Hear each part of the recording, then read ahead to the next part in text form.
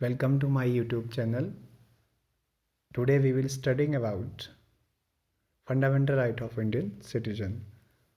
भारतीय नागरिकों के मौलिक अधिकारों के बारे में आज हम पढ़ेंगे। चलिए स्टार्ट करते हैं। सबसे पहले most important things, fundamental right क्या होता है, मौलिक अधिकार क्या होते हैं। मौलिक अधिकार वे अधिकार होते हैं जो जनता के हितों का संरक्षण करते हैं। फंडामेंटल राइट वो राइट होते हैं जो इंडियन सिटीजन के हितों को प्रोटेक्ट करते हैं। ठीक है, चलिए आगे बढ़ते हैं। तो फंडामेंटल राइट जो है वो भारतीय संविधान के अनुच्छेद 12 से 35 में डिफाइन किए गए हैं। ठीक है, और 6 भागों में इनको डिवाइड किया गया है। मौलिक अधिकारों को 6 भागों में डिवाइड किया गया है। सबसे पहला जो मौलिक अधिकार है वो है राइट टू इक्वलिटी, मीन्स की स्वतंत्रता का अधिकार, जो डिफाइन किया गया है article 14 to 18 of Indian constitution. ठीक है, ओके। आप लोगों ने सुना होगा कि कानून अंधा होता है। इसका मतलब ये होता है कि कानून किसी के साथ पक्षपात नहीं करता, सभी को इक्वलिटी देता है। ठीक है, जो डिफाइन है आपका article 14 to 18 of Indian constitution. Okay, समानता का अधिकार।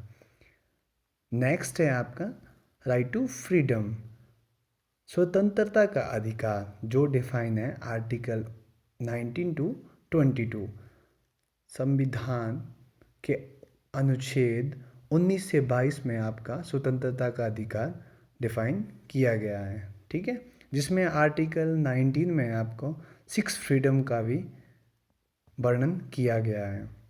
ठीक है, इसमें मोस्ट इम्पोर्टेंट एक राइट है जो डिफाइन है आर्टिकल 21 में, protection of life and personal liberty. ठीक है, you have right to life and personal liberty, ये डिफाइन है आपके अनुच्छेद 21 में भारतीय संविधान के। ठीक है, but most important thing, we have right to life but we have no right to die. Okay, next है आपका राइट अगेंस्ट एक्सप्लोटेशन, शोषण के विरुद्ध अधिकार, जो डिफाइन है आर्टिकल 23 से 24 के बीच में। ठीक है, अनुच्छेद 23 और 24 में शोषण के विरुद्ध अधिकार वर्णन किया गया है।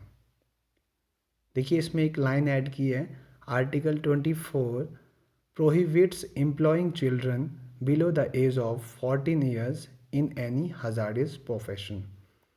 इसमें मेंशन किया गया है कि आर्टिकल 24 कहता है कि जो 14 साल से कम उम्र का बच्चा है, आप उसको किसी भी फैक्ट्री में काम पर नहीं रख सकते, उससे आप काम नहीं करवा सकते। ये उसका फंडामेंटल राइट है आर्टिकल 24 में, अनुच्छेद 24 में। ठीक है, चौथा मौलिक अधिकार है right to freedom of religion,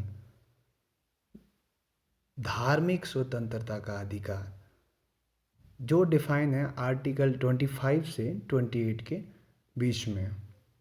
ठीक है, आप किसी भी धर्म में बिलीव कर सकते हैं, आप किसी भी धर्म के लिए लोगों को बता सकते हैं, और आप किसी भी धर्म के गॉड या किसी भी चीज़ में बिलीव कर सकते हैं। ये आपका फंडामेंटल राइट है, जो कि डिफाइन है अनुच्छेद 25 to 28 के बीच में। नेक्स्ट है आपका right to cultural and educational. ठीक है, शिक्षा और सांस्कृतिक अधिकार। ओके, जो डिफाइन आया है आपके आर्टिकल 29 और 30 में। ठीक है, आप किसी भी प्रकार की संस्कृति को मान सकते हैं, ये आपका फंडामेंटल राइट है। किस में डिफाइन है? आर्टिकल 29 और 30 में। ठीक है, next last most important right, right to constitutional remedies, उपचारों का अधिकार। ठीक है, अब देखिए 32, आर्टिकल 32 को भारतीय संविधान की आत्मा भी कहा जाता है, because it is most important right of Indian citizen.